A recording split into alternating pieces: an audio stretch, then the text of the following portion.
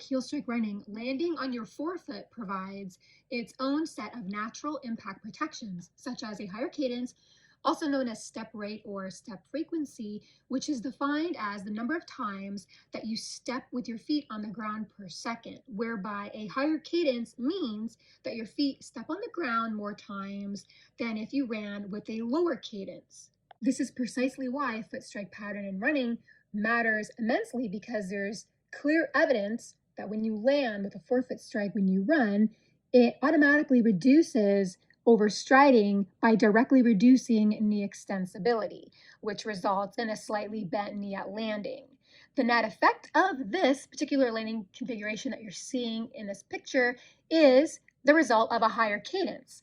And a higher cadence has been proven over and over to do the most good in preventing impact overloads to the shin, knees, hips, as well as the lower back. But what's so interesting is that although a higher run cadence may seem like more work, since the feet are actually taking quicker steps with the ground, so in a sense, the feet are engaging with the ground at a higher frequency, but for a lesser amount of time, which is very, very important because a higher run cadence was found to actually save energy and result in a contact of the foot with the ground that is so brief that many impact force variables, as well as other physical stressors, such as overpronation, are produced in lesser amounts or not even produced at all. Now, just to reiterate quickly, a higher run cadence is one of the most proven interventions that has helped many runners avoid many injuries. This is also why heel strike running doesn't pay off for injury prevention, since a lower cadence naturally accompanies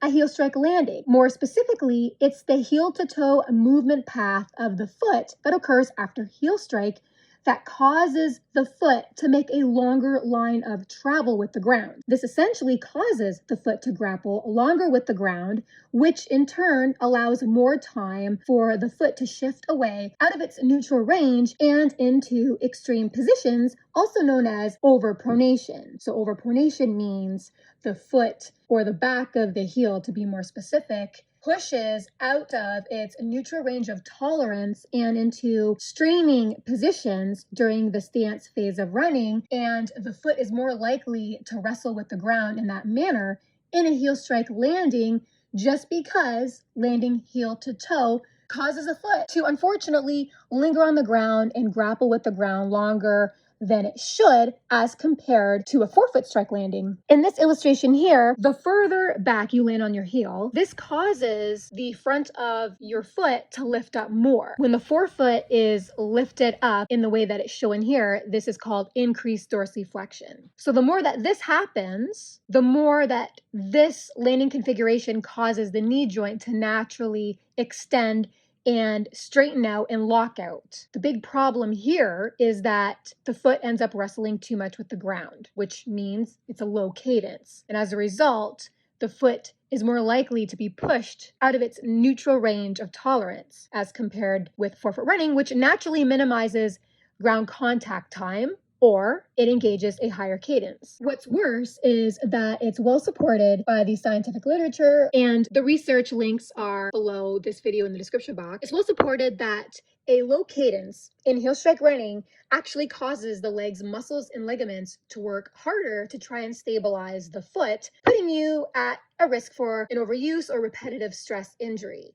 At the same time, heel striking coupled with an extended knee of the leading leg at landing results in a longer overstride angle, which means the foot lands too far in front of the hips. The problem with this is that it produces a very high brake force duration period, which means that the body decelerates for a prolonged period of time with the ground, which produces greater than normal impacts on the shins, knees, and lower back. Conversely, and most notably, when you land on your forefoot when you run, the front of your foot points more down towards the ground. This directly causes the knee joint of the leading leg to slightly bend and softly flex upon that touchdown.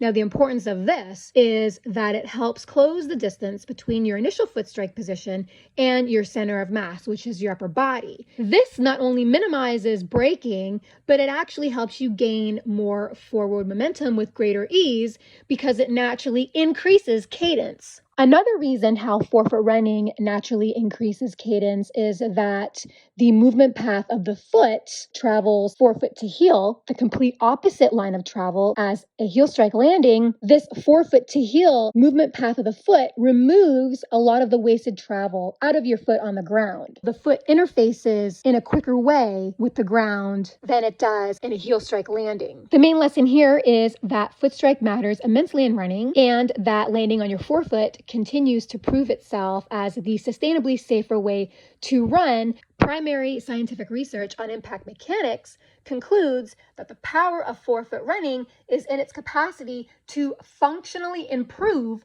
other important aspects of your stride, like prompting a higher cadence, resulting in less impact than expected while leaving less time for abnormal foot motions to take hold. This type of data is just the tip of the iceberg that strongly suggests that forefoot striking when you run is how the foot interacts best with the ground. Thank you so much for listening and watching. Hope you've enjoyed this video. If you did, hit the like button and don't forget to subscribe to my YouTube channel where you'll stay up to date on all the latest research on why forefoot running is the better and safer way to run than heel strike running. Bye for now.